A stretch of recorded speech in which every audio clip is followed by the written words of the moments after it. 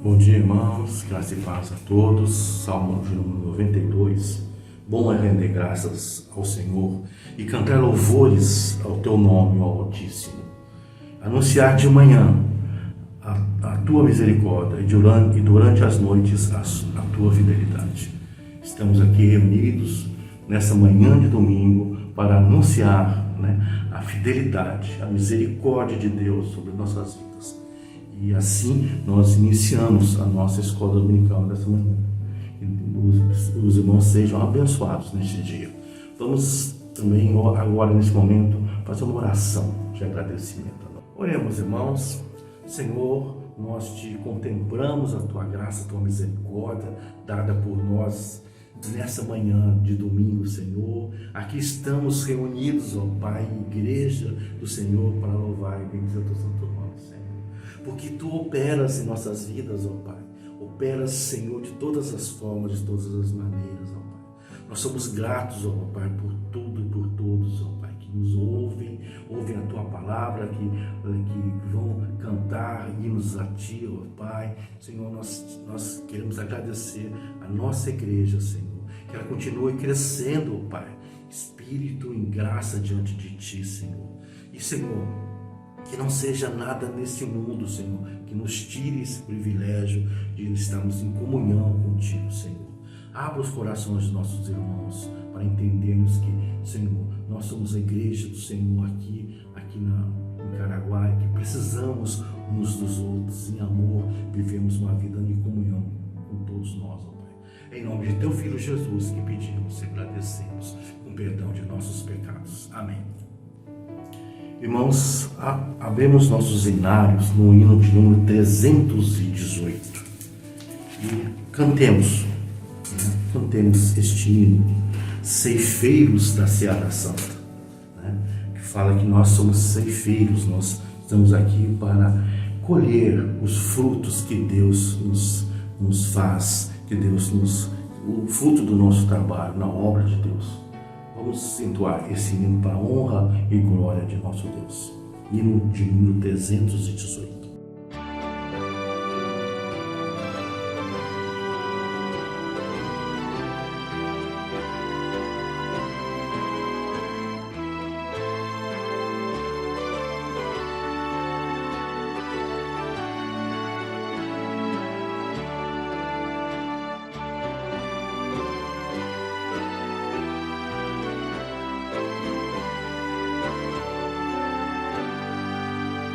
Ceifeiros da Seara Santa, quão poucos fracos sois, mas forte é Cristo vosso Mestre. Avante, avante, pois, os que esperam no Senhor, renovar-se-ão,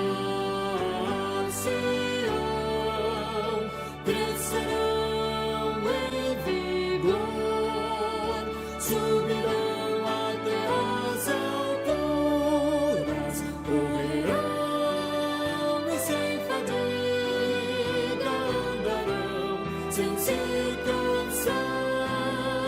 Correrão e sem fadiga andarão, sem se cansar. Voarão e nas alturas, como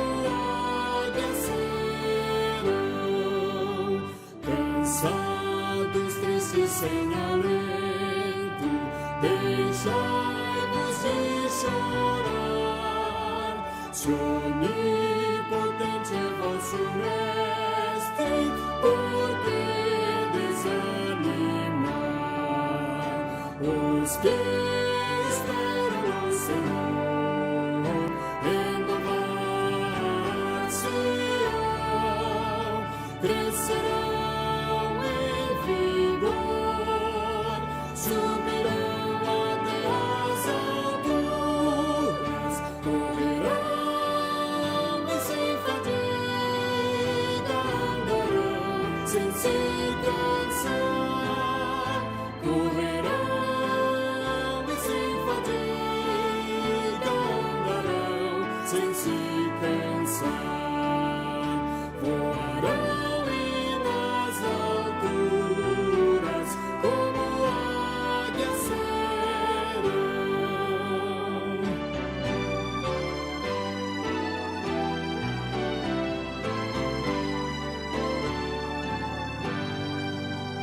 Jesus está conosco sempre, assim nos prometeu. Coragem, pois, irmãos, avante, eis que Ele já venceu.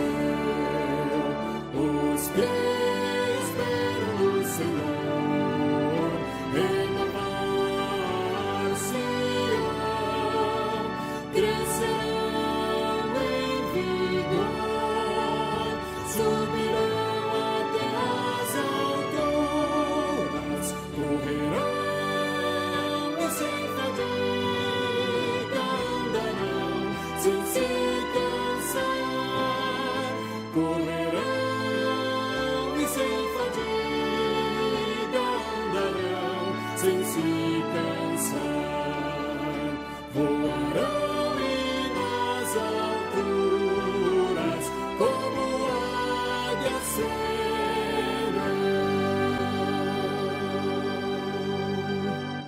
Abramos nossas Bíblias no Evangelho de Marcos, capítulo 4, do versículo 3 ao versículo 20. Vamos ouvir essa leitura através da nossa irmã Aline. Olá, irmãos. A leitura de hoje, então, é no livro de Marcos, capítulo 4, versículos de 3 a 20. Ouve, eis que o semeador saiu a semear, e ao semear, uma parte caiu à beira do caminho, e vieram as aves e a comeram. Outra caiu em solo rochoso, onde a terra era pouca, e logo nasceu, visto não ser profunda a terra. Saindo, porém, o sol a queimou, e porque não tinha raiz, secou-se. Outra parte caiu entre os espinhos, e os espinhos cresceram e a sufocaram, e não deu fruto. Outra, enfim, caiu em boa terra, e deu fruto, que vingou e cresceu, produzindo a 30, a 60 e a 100 por um. E acrescentou: quem tem ouvidos para ouvir, ouça. Quando Jesus ficou só, os que estavam junto dele com os 12 o interrogaram a respeito das parábolas. Ele lhes respondeu: a vós outros vos é dado conhecer o mistério do reino de Deus, mas aos de fora tudo se ensina por meio de parábolas, para que vendo, vejam e não percebam, e ouvindo, ouçam e não entendam, para que não venham a converter-se, e haja perdão para eles. Então lhes perguntou: não entendeis esta parábola, e como compreendereis todas as parábolas? O semeador semeia a palavra. São estes os da beira do caminho, onde a palavra é semeada, e enquanto a ouvem, logo vem Satanás e tira a palavra semeada neles. Semelhantemente, são estes os semeados em solo rochoso, os quais, ouvindo a palavra, logo a recebem com alegria. Mas eles não têm raiz em si mesmos, sendo antes de pouca duração, em lhes chegando a angústia ou a perseguição por causa da palavra, logo se escandalizam. Os outros, os semeados entre os espinhos, são os que ouvem a palavra, mas os cuidados do mundo, a fascinação da riqueza e as demais ambições concorrendo sufocam a palavra, ficando ela infrutífera. Os que foram semeados em boa terra são aqueles que ouvem a palavra e a recebem, frutificando a 30, a 60 e a 100 por um. Amém. Hoje vamos estudar, o testemunho, nosso testemunho, o método de Deus para a salvação. Então Deus tem um método, para implantar a salvação. E esse método é o nosso testemunho, Essa lição será ministrada pelo nosso pastor, reverendo Alexandre. Ouçamos o que Deus tem para nos falar hoje aos nossos corações. Irmãos, eu disse anteriormente, que o pastor iria dar essa lição de hoje, realmente ele iria dar, mas quando fomos gravar ele estava internado, foi internado com dores na quinta-feira, ficou o dia todo no UPA, depois foi levado até o hospital, foi internado também até às 9, 10 horas da noite, mas já se encontra bem, e ele nos pediu para que nós ministrássemos a lição dessa manhã. não deixemos de estar orando pelo nosso pastor, pela sua saúde, pelo seu ministério. Né? Precisamos, irmãos, das nossas orações. A lição de hoje é o testemunho, é o método de Deus para a salvação. Vamos ler, né, Mateus 11, de 25 a 27. Mateus 11, 25 a 27. Porque naquele tempo exclamou Jesus: graças te dou, ó Pai, Senhor do céu e da terra, porque ocultaste essas coisas aos sábios e instruídos e a revelastes aos pequeninos. Sim, ó Pai, porque assim foi do teu agrado. Tudo me foi entregue por meu Pai. Ninguém conhece o Filho senão o Pai, e ninguém conhece o Pai senão o Filho, e aquele a quem o Filho o quiser revelar. De novo, irmãos, o testemunho é um método dado por Deus, usado por Deus para a salvação do gentio. O nosso testemunho é um modo operante que Deus usa para a salvação. O texto que a nossa irmã Aline leu, né, na parábola ali do semeador, né, diz: o semeador saiu a semear. Quem era o semeador? Nós. A semente é a palavra de Deus. E quem germina a palavra é o Espírito Santo. Então, irmãos, aí está um texto, né, que nos diz que nós temos uma responsabilidade em relação à seara de nosso Deus. Nós somos os semeadores. Outro texto bastante conhecido é o texto de Mateus 28, 19, 20, né? Ide por todo o mundo, né? Pregai, né, a todas as nações, fazei discípulos, batizando em nome do Pai, ensinando, né, a guardar todas as coisas que eu vos ordeno.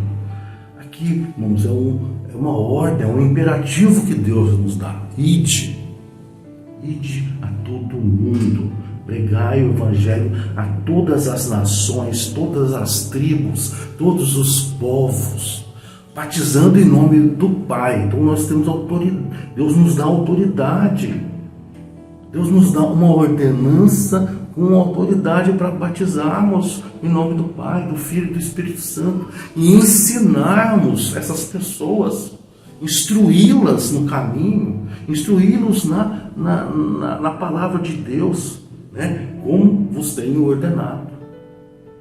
Então, irmãos, vejam bem, né, é uma ordem, novamente uma ordenança de Deus, né? Então, a lição de hoje: testemunho é um método usado por Deus para a salvação. E nessa nossa temática da soberania de Deus, né, nós deparamos agora com um tema muito antagônico, né, a evangelização. Aí vem a pergunta de muitos, né, certo? Por que eu devo evangelizar? Por que evangelizar, né? Por que esse motivo desse trabalho, né? Tanto trabalho em evangelizar, se Deus é soberano, se Deus já escolheu os seus, né? E certamente, se Ele já escolheu os seus, Ele irá salvá-los de uma maneira ou de outra. Então, por que então esse esforço evangelístico é realmente necessário? Uma pergunta, né? Certo? Que muitas vezes nos traz à mente aí. Mas que diferença faz o testemunho cristão diante de um Deus soberano? Na realidade, irmãos, né, o entendimento dessa doutrina da soberania de Deus, quando nós a entendemos de maneira verdadeira, né, certo? Essa doutrina nos move. Ela nos move a evangelizar, né? É uma ação que nós temos de gratidão a Deus, de contentamento com a obra de Deus realizada na minha vida. É uma prática Então essa prática evangelizadora, missionária, é através, através de nós. Por quê? Porque somos gratos a Deus. Gratos pelo amor de Deus que Deus demonstrou sobre nossas vidas. Nos escolhendo, nos dando o seu Filho, mostrando o plano de salvação nessa totalidade. Deus escolhendo, Deus, lá no Éden, Deus já fazendo a profecia que viria o Filho do Homem, que pisará na cabeça da serpente, do pecado, e nos traria realmente uma nova vida. Então, irmãos, então, é o nosso testemunho que faz a diferença na hora da evangelização. Então, nós pecadores, mortos nos nossos delitos e pecados, nós somos resgatados pelo amor de Deus. E este amor de Deus atuando em nós e através do Espírito Santo se movendo em nossas almas, através do Espírito Santo, isso nos leva, irmãos, a uma gratidão, a uma obediência à vontade de Deus. E anunciar o Evangelho através do nosso testemunho. Então é isso, nada mais que obedecer a Deus, nada mais que entender a soberania de Deus sobre todas as coisas. E a pergunta, então, por que nós evangelizamos? Então, primeiramente, porque nós já falamos acima, nós citamos alguns versículos que diz é uma obediência à vontade de Deus. Ide, semeai, coloque a mão no arado, não olhe para trás, não se preocupe com outras coisas, busque olhar para frente, autor e consumador da nossa fé, certo? E fazer discípulos. Então, pregar o Evangelho das boas novas, então, são determinações, são textos que nos levam a entender que Jesus, o Evangelho de Jesus é o amor a Deus acima de todas as coisas e amor ao próximo, como amar ao próximo como vós mesmos. Então, isso nos leva a quê? A amar o nosso próximo, a evangelizar. Primeiro, então, é uma ordenança de Deus. Segundo, irmãos, segundo motivo, é um dos frutos do Espírito Santo. Amor. Fruto do Espírito Santo. Amor ao quê? A você. Amor à sua família. Amor à sua igreja. Também. Mas amor a tudo e a todos. Fruto do Espírito nos anima, nos exalta a amar o nosso próximo. Quem é o nosso próximo? Aí vem a parábola de Jesus, do bom samaritano, que todos nós conhecemos aqui, certo? Se não fosse o amor de Cristo em nós, jamais nós iríamos ajudar o nosso próximo. Não está em nós isso, mas está no que? No Espírito Santo que habita em nós e produz em nós este amor. Amor pelas almas, amor pelo próximo, certo? Então, irmãos, e 1 João 4,19, se alguém disser amo a Deus, e odiar a seu irmão, João fala que ele é mentiroso. Por quê? Pois aquele que ama, não ama a seu irmão a quem vê, não pode amar a Deus a quem não vê. Então é uma lógica muito interessante aí de João. Entendeu? Então João diz, ame a Deus acima de todas as coisas e também ame a seu irmão. Como que eu amo ao meu irmão? Como que eu vou demonstrar esse amor ao meu irmão?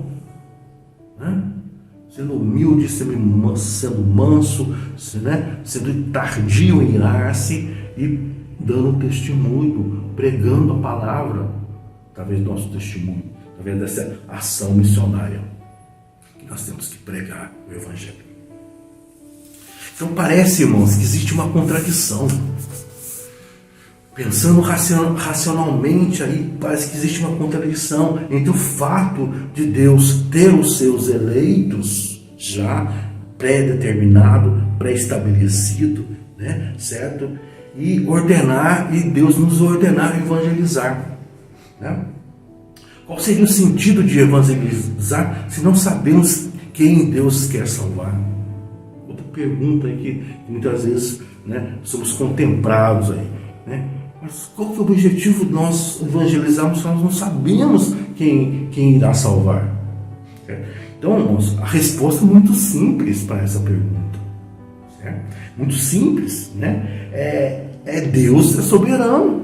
Deus é soberano em tudo e em todas as coisas. Certo? É Deus quem escolhe seus escolhidos, não sou eu. Não é minha capacidade de escolher alguém, porque se fosse minha capacidade, com certeza eu iria preterir alguém, ou iria me afeiçoar a outra pessoa, iria pregar o evangelho a uma pessoa, né, da minha estima, certo? E iria preterir outras. Isso aí não. Ele tem cara de não crente, tem cara de não vai aceitar o evangelho. Aquele sim, aquele é um bom homem, faz o bem, né? Dá esmolas. Não foi isso que aconteceu, né? Na parábola lá, quando Deus foi ao templo e viu lá o fariseu, né, se batendo no peito, e o publicano. Quem foi, né? Ouvido ali, o publicano. Então, irmãos, não cabe a mim escolher.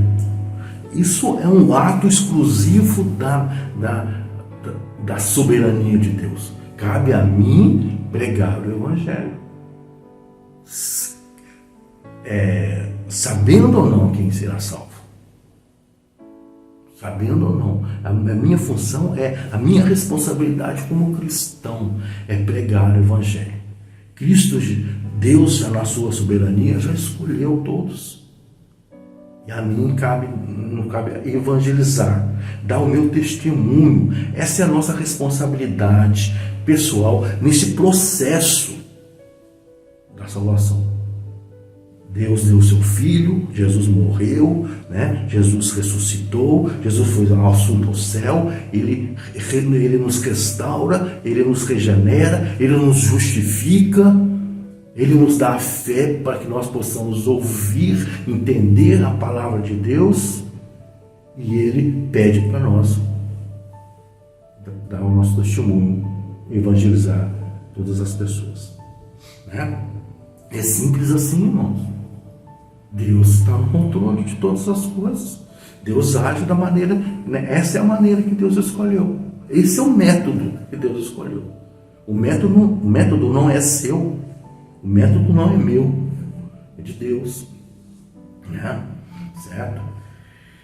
Então, o que acontece muitas vezes, irmãos, é que nós não entendemos essa soberania de Deus. Nós não entendemos. Nós achamos, né, certo, que muitas vezes nós temos escolhas. Nós podemos escolher. Nós já discutimos isso, nós já aprendemos sobre isso. Nós não temos esse livre-arbítrio em relação à salvação. Nós fomos mortos desde o nosso primeiro pai, Adão. Quando ele pecou, ele deu uma carga genética para toda a humanidade.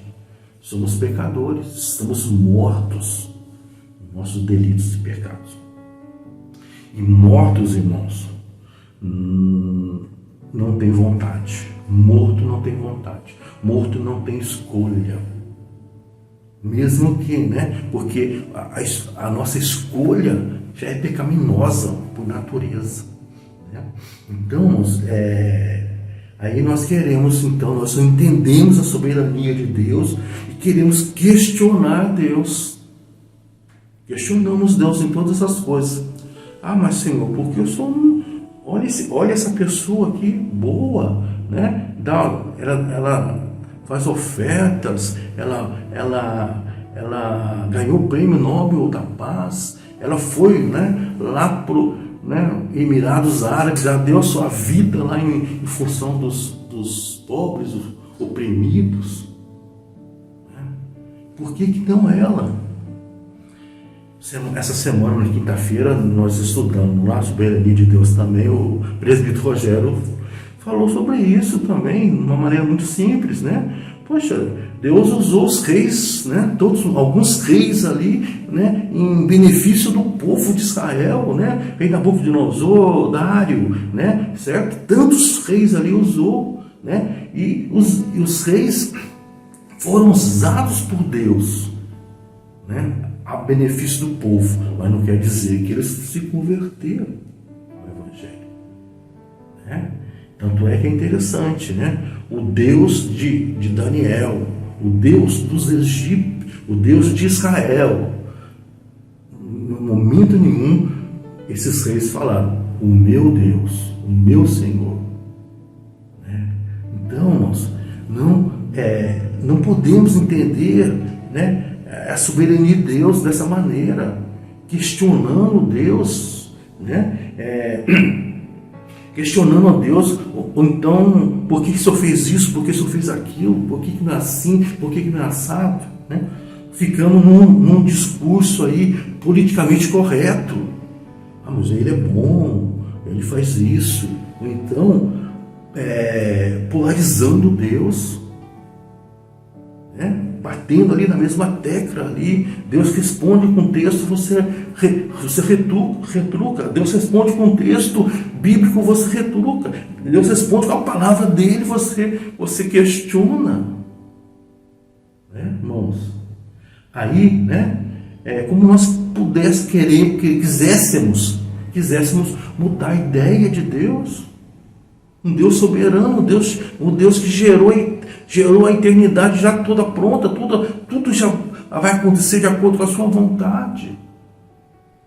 Não, irmãos. Aí me lembra agora o texto de Abacuque 2:20, que nós já falamos semana passada. Os irmãos se lembram? Abacuque 2:20, quando Deus diz a Abacuque, né? O Senhor está no seu santo templo. Cale-se toda a terra. Toda a terra. Em relação à soberania de Deus, nós temos que nos calar. Nós temos que aceitar o propósito dele. Ele é o Criador, irmãos. Nós somos criaturas, né? Nós temos esse costume aí de questionar autoridades, né? Por que vai usar máscara? Por que vai abrir o comércio? Por que vai fechar o comércio? Por que não dá clorotina? Por que faz isso? Por que faz aquilo? E com Deus não é assim, irmãos. Deus é soberano. Isso é um mistério dele, pertence a ele, não pertence a nós. O que pertence a nós é falar do Evangelho, é dar nosso testemunho. Mas se não ouvir, não é problema seu. Vamos falar. Deus sabe quem vai ser tocado pela palavra. Deus sabe quem vai tocar pela palavra. Então, irmãos, não adianta a gente tentar polarizar Deus, né? Isso não existe, né? E o texto de Mateus 25, né, que não foi lido no começo da lição, né, Mateus 25, 27, né? O próprio Jesus aqui falando da graças te dou, Pai, né? Porque ocultastes, né, essas coisas aos sábios e aos instruídos, e revelastes aos pequeninos. Tudo me foi entregue por meu Pai. Ninguém conhece o Pai senão o Filho, e aquele a quem o Filho o faz ou quiser revelar. Então existe aí, né, um processo, existe aí, né, um relacionamento entre pai e filho. E nós não interferimos nisso. Isso é fechado, isso é blindado, né? Responsabilidade de Cristo e a vontade de Deus e a nossa responsabilidade. Nós não temos acesso a isso. Isso aí é blindado, isso aí é fechado. Entendem? Certo? Então, quando Jesus disse que o Pai ocultou a verdade do Evangelho aos sábios instruídos, né, ele quer dizer o seguinte, que o Evangelho, né, não é revelado por nossa capacidade humana, intuitiva, cognitiva, nossa cultura, né, nossa inteligência, certo? Para as demais coisas, né, essas ferramentas, elas são úteis, elas são apropriadas, elas fazem uma grande diferença. Mas na salvação não, irmãos. Na salvação não. Você pode ler a Bíblia, você pode estudar, né? Se o Espírito Santo não abrir a sua mente, né, você não vai entender. Não vai entender. É o mesmo texto que Paulo fala em Romanos capítulo 1, 17 ali. Deus fechou a mente de certas pessoas. Né? Por quê? Porque eles mesmos não contemplaram. Eles não foram pequeninos. Né? Eles não foram pequeninos aí. Eles não contemplaram, né, a grandeza de Deus quando se trata do universo, da criação, como Deus se mostrou para nós. Pequeninos aí, não é que você... Não está se referindo a pessoas ignorantes, pessoas pobres, né? Mas pessoas que abriram seu coração e se humilharam diante de Deus, pessoas que entenderam que dependem da graça de Deus para a sua salvação. Essa é a diferença, né? Certo? Então, irmãos, mas Deus revelou aos esses pequeninos aí, né? Aqueles que reconhecem a dependência e a soberania de Deus. E quem revela é o Pai. É o Pai que revela através de Jesus Cristo e através da aplicação do Espírito Santo na nossa vida. Então a questão da salvação, né, reconhecer que Deus é Senhor, soberano, né, Salvador de nossas vidas, é uma ação exclusivamente de Deus. E o método que Ele usa é o método do nosso testemunho, da nossa evangelização, o modo operante da nossa vida, dia após dia, diante das pessoas. Aí o Espírito Santo vai agir. Evangelizamos, né, porque a palavra de Deus nos diz. Nós evangelizamos porque a palavra de Deus nos diz, né, da total depravação do homem. Total depravação do homem. Então, o homem não tem condição nenhuma de entender essa escolha. O homem não tem condição o homem está morto no seu delito e pecado, né? E morto não escolhe, né? E somente Deus pode, pela sua vontade, pela sua graça, pela sua misericórdia, pela sua soberania, Ele pode reverter esse quadro. Reverter esse quadro dessa mortandade que nós vivemos. Aí nós vamos entender o que Deus tem para nossas vidas. E vamos entender esse plano maravilhoso da salvação. Nós anunciamos o Evangelho porque sabemos que Deus tem os seus escolhidos. E se Deus não tivesse escolhidos, nós iríamos falar e aí seríamos, né? Elas estariam surdas, estariam mortas. Mas como Deus tem os seus escolhidos, quando esse escolhido recebe esse chamado, o seu ouvido abre, sua mente abre, o seu coração abre, o Espírito Santo toca, porque Deus tem os escolhidos. Se não tivesse, nós estaríamos jogando pérolas aos porcos, como diz a palavra de Deus. Então nós anunciamos o Evangelho porque sabemos que Deus tem os escolhidos, não por minha escolha. Eu não vou falar para fulano e não vou falar para ciclano. Eu não sei quem são. Não sei, não tem essa presciência, só Deus tem. Isso é uma capacidade só de Deus. Não foi dada a nós, irmãos. A nossa capacidade, a nossa responsabilidade é pregar o Evangelho. Essa é a nossa responsabilidade. Essa responsabilidade que os anjos queriam, os anjos queriam ter, os anjos pediram a Deus: ô Senhor, concede essa graça maravilhosa de propagar o teu nome. Não, isso aí pertence aos meus filhos, aqueles que o sangue de Cristo lavou, aqueles que o sangue de Cristo, foi jogado na cruz, foi lavado pela cruz. Olha, irmãos, essa responsabilidade. E nós estamos falando por que pregar o Evangelho, por que evangelizar. Porque Deus quis. Deus quis, irmãos. Quando Deus fala, vai, você tem que ir, irmãos. Deus é o Criador. Deus é o sustentador de todas as coisas. Então, irmãos, isso nos deve dar ânimo. Isso nos deve dar ânimo, certo? Esse privilégio. Eu prego porque eu acredito no chamado irresistível do Espírito Santo. Só isso. Não é porque eu vou falar bem, não é porque eu vou falar para fulano, para ciclano, porque o Espírito Santo vai tocar no coração. É o chamado irresistível que o Espírito faz. Por isso que eu prego. Por isso que eu prego.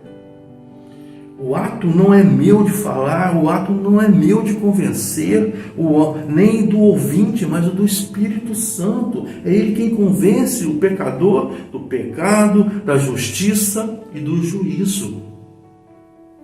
João 16, 18. A diferença que faz crer na soberania de Deus. Se não fosse a soberania de Deus, a providência divina na evangelização, todos os nossos esforços seriam inúteis, irmãos. Todo o meu contexto, toda a minha bagagem de ensinamento bíblico, de versículos, seriam inúteis.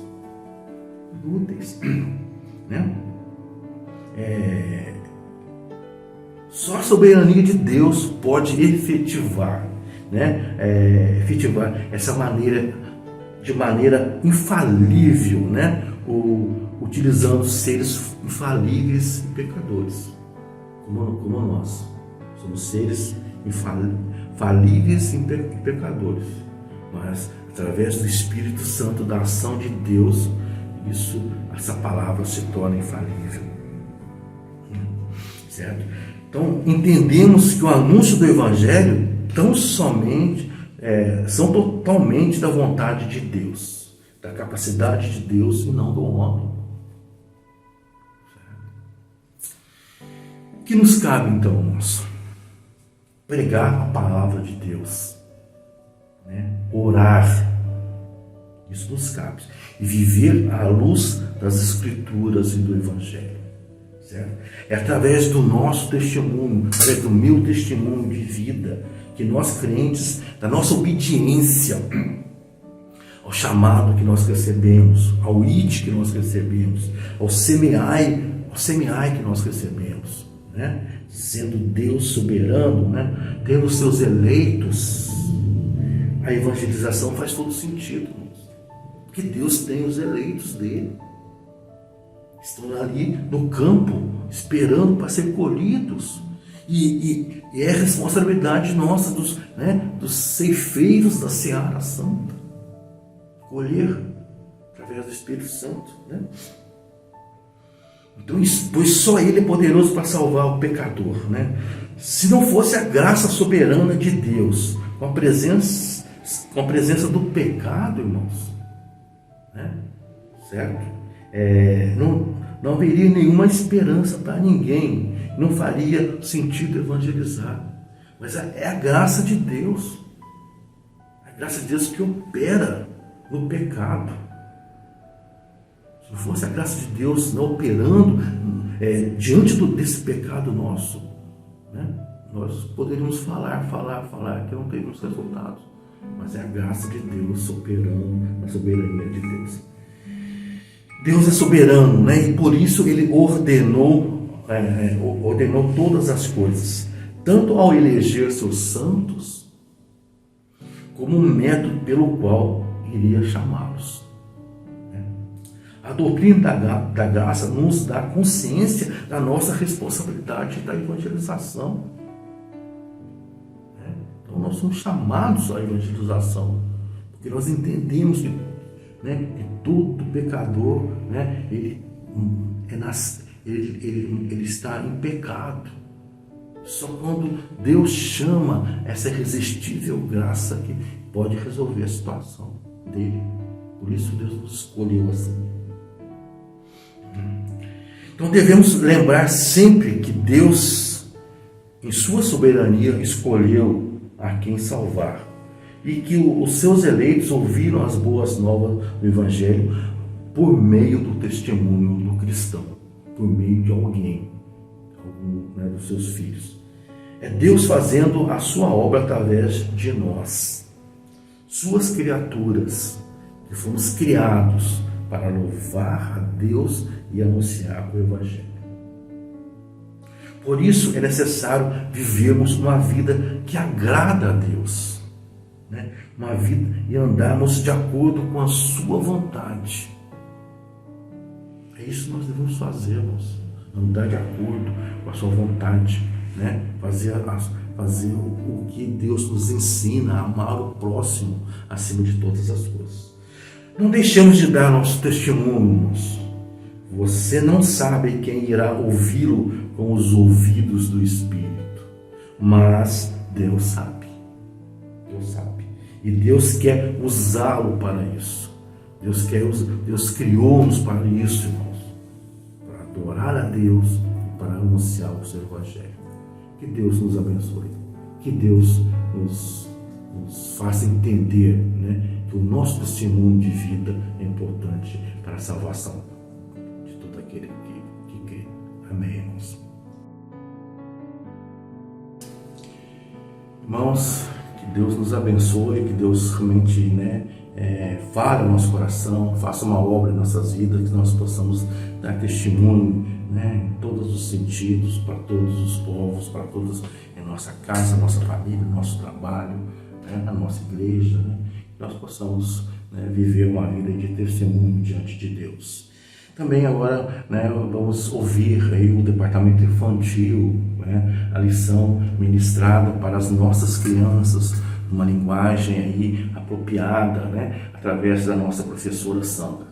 Ouçamos a mensagem da Palavra de Deus através da nossa professora Sandra. Bom dia, crianças! Nós vamos hoje para mais uma aula da nossa escola dominical e hoje a nossa história está no Evangelho de Mateus e no Evangelho de João. A Bíblia nos conta que Jesus e seus discípulos estavam indo em direção de um lugar mais calmo, mais deserto, mais tranquilo e estava indo em um barco. Mas as pessoas perceberam que ele estava indo para aquela direção e resolveram segui-lo pelo caminho por terra.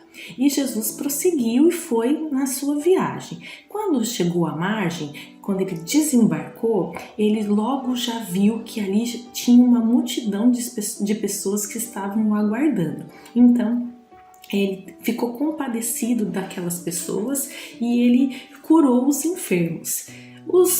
Ficou ali alguns momentos com aquelas pessoas fazendo seus ensinamentos.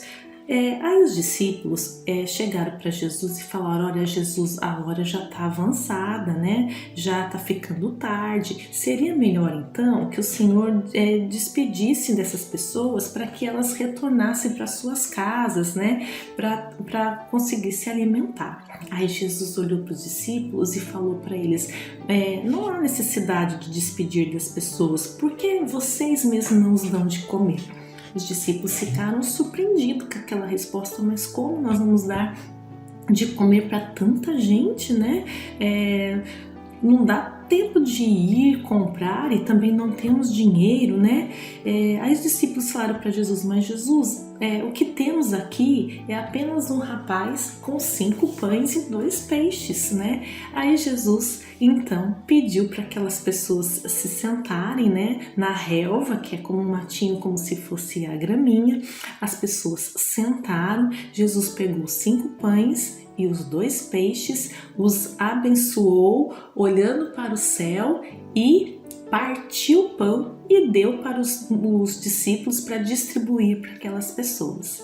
Nesse momento, Jesus fez um milagre, ele multiplicou os pães e os peixes. A Bíblia nos fala que foi possível 5.000 homens se alimentar naquela tarde, além das mulheres e das crianças. E fala também que as sobras deu para colocar em 12 cestos. Então Jesus, ele fez um milagre naquela tarde, na frente daquelas pessoas, né? Então as pessoas ficaram admiradas, as pessoas falavam assim: olha, é um sinal, és mesmo o prometido que estava para vir, né? Nesse momento então Jesus falou para os discípulos irem para o barco e retornar para o outro lado de onde tinham saído.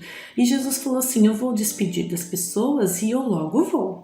Só que Jesus despediu daquela multidão, daquelas pessoas, e foi para um monte ali perto para orar, para conversar com Deus. E ficou orando, conversando com Deus, com o Pai, né? E a hora passou. A Bíblia fala que já estava na 4ª vigília da noite, que é por volta das 3 horas da madrugada, né? E Jesus então foi em direção dos discípulos nesse momento, depois de ter orado, de ter conversado com Deus. E os discípulos, crianças, será que já tinham chegado lá no outro lado, né, do mar? Não, os discípulos ainda estavam no meio do mar e naquele momento começou uma tempestade muito forte com muitos ventos e eles não conseguiam fazer com que o barco prosseguisse a viagem. Era mais ou menos assim, eles estavam no meio do mar e o barco balançava de um lado para o outro, de um lado para o outro, para frente, para trás, e balançava e eles tentavam remar, só que o vento era tão forte que o barco não prosseguia, não caminhava, não ia, né? Então aí Jesus já estava vindo ao encontro deles, Jesus estava se aproximando, só que Jesus, crianças, não estavam indo nem de barco e nem nadando. Jesus estava se aproximando, andando sobre as águas. Aí, naquela tempestade, naquele vento escuro, os discípulos ficaram com medo, ficaram amedrontados e começaram a falar: olha, é fantasma, deve ser um fantasma. Então Jesus falou assim para eles: olha, tem de bom ânimo, não temas, sou eu, né? Falou assim: tem de bom ânimo, sou eu, não temas. Então o Pedro, que estava ali no barco, né, com os outros discípulos, falou assim: se és tu, Senhor, deixe eu ir contigo, deixe eu ir até o Senhor, né? E Jesus falou assim: venha, falou para Pedro. Então Pedro saiu do barco, ele deu 2 passos, mas aí ele sentiu o vento que estava forte e ficou com medo. E olha, crianças, o que aconteceu com Pedro, né? Então ele deu 2 passos e caiu, ficou com medo e caiu. Estava afundando, estava se afogando, né? Estava no meio do mar. Então ele falou para Jesus: salva-me! E Jesus estendeu a mão e o puxou, né? E falou assim para Pedro: homem de pequena fé, por que duvidaste? E levou Pedro até o barco e os dois foram e prosseguiram a viagem e chegaram em segurança à Galileia. Nessa história, crianças, a gente aprende que Jesus é o Filho de Deus, o prometido, aquele que veio ao mundo para morrer na cruz, para nos salvar. Ele ressuscitou e nos salvou. A gente aprende que Ele é o plano da salvação. Nós aprendemos também nessa história, crianças, que nós precisamos orar em todos os momentos da nossa vida, em todos. Jesus devia estar cansado e Ele estava orando. conversando com Deus. Então a oração, ela precisa ser em todos os momentos, os momentos alegres, os momentos difíceis, os momentos de dor. A gente precisa estar sempre conversando com Deus através da oração. E quando a gente estiver naquele momento de medo, com os discípulos, naquele momento às vezes de tristeza e de dor, nós precisamos pedir ajuda a Jesus. Porque o Jesus é o único poderoso que pode nos salvar, que pode acalmar os nossos corações e que pode tranquilizar a nossa alma. Ele é o Filho de Deus, o Todo-Poderoso, aquele que tudo pode e tudo vê. Então, crianças, eu deixo um versículo aqui, além dessa história, um versículo que fala assim: Deus é o meu Salvador. Eu confiarei nele e não terei medo. Esse versículo está em Isaías capítulo 12, versículo 2. Crianças, não temas, não tenha medo. E se esse medo chegar, confiem, tenham fé, conversem com Jesus, porque Ele pode nos acalmar. Só Ele pode tranquilizar a nossa alma e o nosso coração. Uma boa semana para vocês. Que Deus os abençoe muito e nós vamos terminar então a nossa aula com uma oração. Senhor Jesus, muito obrigado, Senhor, porque o Senhor é o nosso Salvador, o Senhor é um Deus de amor, misericordioso, tem sustentado as nossas vidas, a vida das nossas famílias, Senhor, e nós pedimos, o Senhor possa estar com cada criança, Senhor, do departamento infantil da nossa igreja, que elas possam, Senhor, a cada dia aprender da Tua palavra, Senhor, e aprender a confiar em Ti, a ter fé e estar sempre em oração. Que o Senhor possa nos abençoar, que o Senhor possa nos proteger, Senhor, pelo Seu amor, pela misericórdia que tem para conosco. Muito obrigado, Senhor, por tudo. Em nome do Seu Filho amado Jesus. Amém. Irmãos, agora nós temos nossos aniversariantes da semana. Dia 2, hoje, nossa irmã Mercedes. Dia 6/8, nosso presbítero Rogério aniversaria aí. E dia 7, do 8, nossa irmã Simone Monteiro. Não deixemos de cumprimentar os nossos aniversariantes através de uma mensagem, através de uma ligação, para que esses aniversariantes se sintam aí, agradecidos, amparados aí pelo amor da igreja. Também temos os trabalhos semanais da nossa igreja. Nossa igreja está fechada na forma presencial, mas tem praticado, exercido aí os trabalhos semanais. Na segunda-feira, às 20 horas, reunião de oração da SAF, que ela convida toda a igreja a participar. Oremos, irmãos, uns pelos outros, oremos pela igreja, oremos pelo nosso país, oremos pelas pessoas necessitadas, enfermas, precisam de trabalho, isso se faz presente aí às 20 horas através da plataforma Zoom, Acesse o seu celular aí, é liberado o link ali e é fácil, não é difícil, e vamos nos esforçar para estarmos juntos orando com o nosso Deus. Terça-feira, às 20 horas também, o nosso culto nos lares, agora online, através aí do WhatsApp e do Facebook, onde vamos ver nossos irmãos, rever nossos irmãos, as famílias dos nossos irmãos, vamos orar, vamos cantar juntos e vamos ouvir também a palavra de Deus através do nosso pastor. Não deixemos de participar aí, de congregarmos aí, mesmo virtualmente, tem sido bênção na vida de todos. Quinta-feira também, às 20 horas, estudo bíblico online, dirigido aí pelo nosso presbítero Rogério, E também, se você quer aprender mais a palavra de Deus, você quer aprender mais da doutrina, você tem um texto que você não entende, você tem dúvida, participe, através do WhatsApp também. E tem momentos ali que é aberto para você, dúvidas, você tirar dúvidas, Tem sido bom, tem sido edificante para o crescimento dos irmãos, o crescimento da igreja. Não deixe também de participar, não deixe também de congregar, não deixe de ser edificado pela palavra de Deus.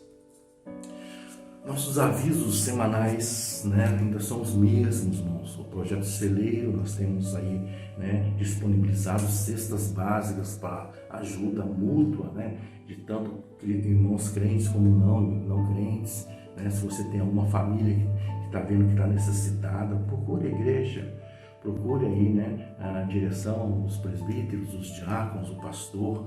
Nós vamos ver o que nós podemos fazer aí, disponibilizar cestas básicas para ajuda. Não deixe também de ofertar, trazer o seu alimento, né, da cesta básica. Você se comprometeu aí, o pastor está aqui às terças-feiras e quintas-feiras, na parte da manhã, ele pode receber. Se também não puder trazer, né, nos contate, que nós vamos aí na casa do irmão, da irmã, e pegaremos, né, esses mantimentos. Campanha da construção, domingo à noite nós terminamos a obra, né, certo? A obra está iluminada, a fachada está iluminada, perfeita, ficou muito bonito, né? E nós agradecemos primeiramente a Deus por essa obra que Deus foi concedida a nós fazer. E agora nós temos certos compromissos com a obra ainda, né? Precisamos ainda acertar em algumas coisas, algumas parcelas que ficaram em aberto, né, com a empresa que executou a fachada. Então, não deixe de contribuir, não deixe de ser generoso, né, com a igreja de nosso Senhor Jesus Cristo. Né? Então, doe, oferte. Né? Também a nossa tesoureira diz que, né, sobre os dízimos e ofertas, tem a conta da igreja, né, está disponível aqui. Se o irmão ou a irmã não conseguir fazer isso online, né, nos contate, que nós também iremos na casa do irmão, da irmã, e pegaremos seus dízimos, suas ofertas. Seja fiel a Deus por tudo que Deus tem feito na sua vida, irmãos. Né? Não deixe de ofertar, não deixe de agradecer a Deus por tudo que Deus tem nos dado e feito. Hoje, irmãos, primeiro domingo do mês de agosto, né? E a nossa igreja, a Igreja Presbiteriana do Brasil, ela comemora o dia do presbítero, né? E a nossa escola dominical não pode também deixar esse momento em vão, né? Passar em branco aí aos nossos oficiais presbíteros, né? E a escola dominical fez uma homenagem aos presbíteros e também a SAF, né? Também fez uma homenagem aí aos presbíteros. Vamos ouvir, né, a SAF, e vamos ouvir também o que a escola dominical tem a dizer para os presbíteros da nossa igreja. Primeiro domingo de agosto, dia do presbítero. A SAF presente para homenageá-los. Não a nós, Senhor, não a nós, mas ao teu nome da glória, por amor da tua misericórdia e da tua fidelidade. Salmo 115, versículo 1. Ser presbítero. Ser presbítero é privilégio, é chamado exclusivo, é dom concedido. Ser presbítero é sacrilégio, é serviço consagrado, às vezes aviltado. Presbítero é pastorear, orar, acompanhar e cuidar. Ser presbítero é vigiar, zelar, aconselhar e não o fiscalizar. Ser presbítero é liderar, responsabilidade e exemplo. Ser presbítero é colaborar, dando agilidade e prontidão. Ser presbítero é atacar o lobo voraz, a falácia mordaz. Ser presbítero é amar o Deus sublime, o próximo como a mim. Ser presbítero é difícil. É o pecador e deve tratar o pecado. Ser presbítero é vitalício, é estar pronto e sempre buscar se capacitar. Ser presbítero é aspirar àquela excelente obra na vida. Ser presbítero é expirar, é proferir as virtudes da vida. Ser presbítero é tomar parte na ceia santa, na ordenação sagrada. Ser presbítero é estar à parte do mundo maligno, do pecado redivivo. Ser presbítero é ser humano, pode errar, pecar, se enganar. Ser presbítero é evitar o engano, a ilusão, a armadilha e a desatenção. Ser presbítero é emoção. Ser presbítero é ser o ancião. Ser presbítero é vocação. Ser presbítero de coração. Sou grato a Deus pelos presbíteros da nossa igreja, ao conselho atual, àqueles em disponibilidade e aos que residem em outros lugares. Minhas sinceras felicitações e orações pelo ministério profícuo na presença do Altíssimo. Ora, além disso, o que se requer dos despenseiros é que cada um deles seja encontrado fiel. 1 Coríntios 4, 2. Parabéns, presbíteros.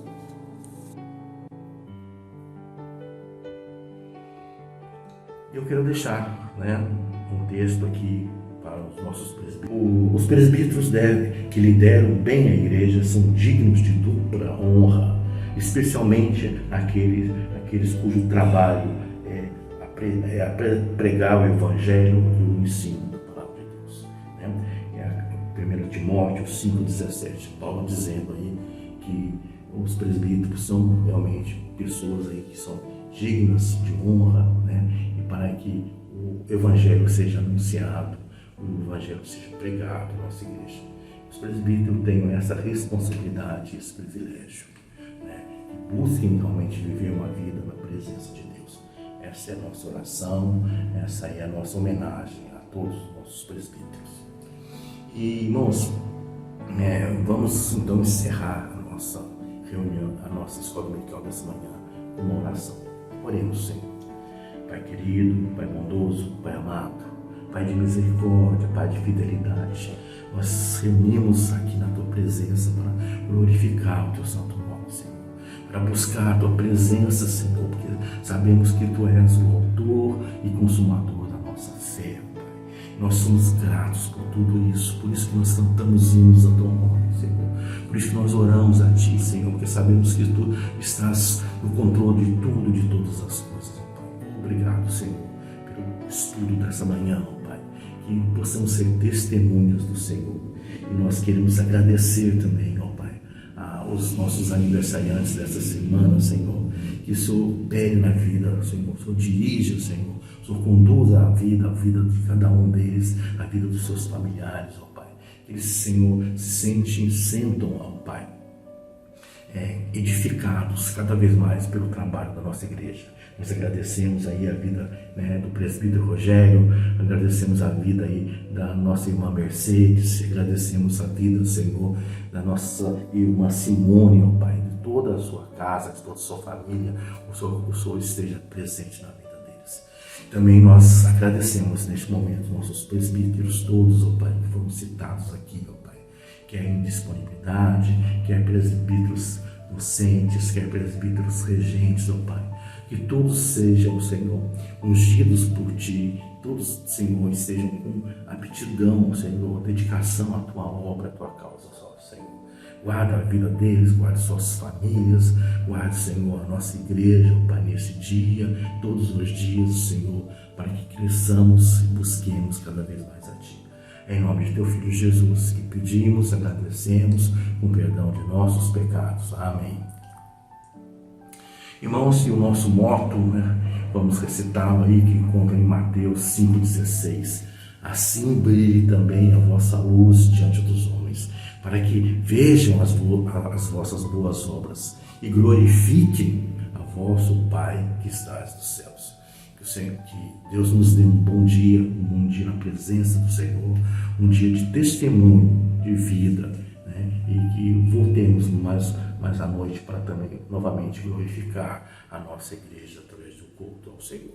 Obrigado, irmãos. Tenham um bom dia, uma boa semana, na graça e na paz de nosso Deus.